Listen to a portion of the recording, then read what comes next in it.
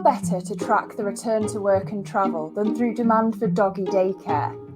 Rover, which describes itself as Airbnb for cats and dogs, was almost brought to its knees when COVID-19 hit. But as economies around the world reopen, June was a record month for global bookings. Now business is booming. Here's the Pet Care app's chief executive, Aaron Easterly.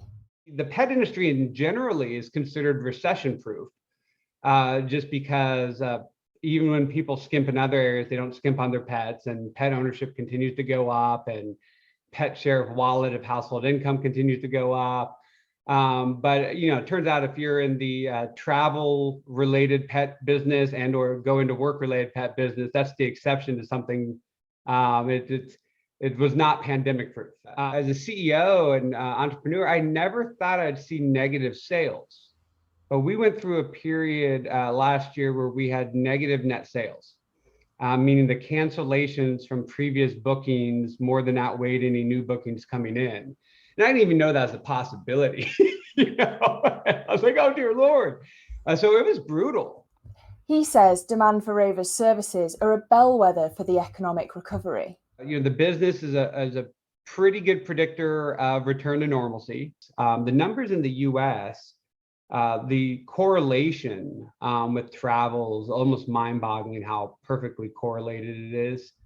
The company went public this year via a SPAC to capitalize on the wave of pandemic puppies. We saw the signs of a massive wave of the adoption and the new customer acquisition, even during the pandemic. And we significantly outperformed the travel bellwethers. As the vaccine started to roll out, we saw a wild acceleration in the business, and even stronger than we had originally forecasted. We wanted to be appropriately capitalized for this period, so we decided to go public. We decided to go public via a SPAC.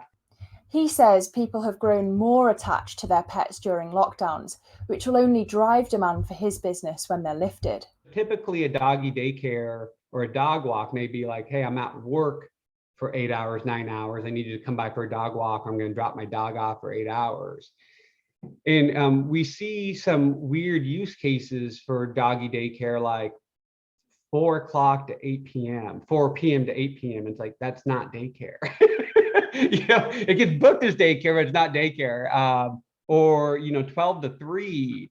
And we think that's indicative of the expanding use case because of people's emotional relationship with their animals. Prior to the pandemic, people may have felt perfectly comfortable leaving their animals alone for 8 hours. And their animals maybe have been even used to that. A human goes into work in the morning and they come back later and I get excited to see them. But with people spending 24 hours a day around their pets, we think that there's some signs that people don't feel comfortable leaving them alone for 8 hours, 10 hours.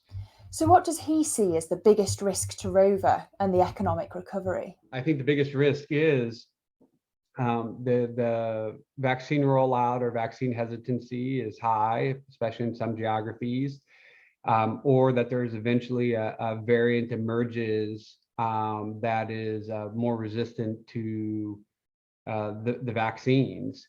So that is the biggest risk for the business.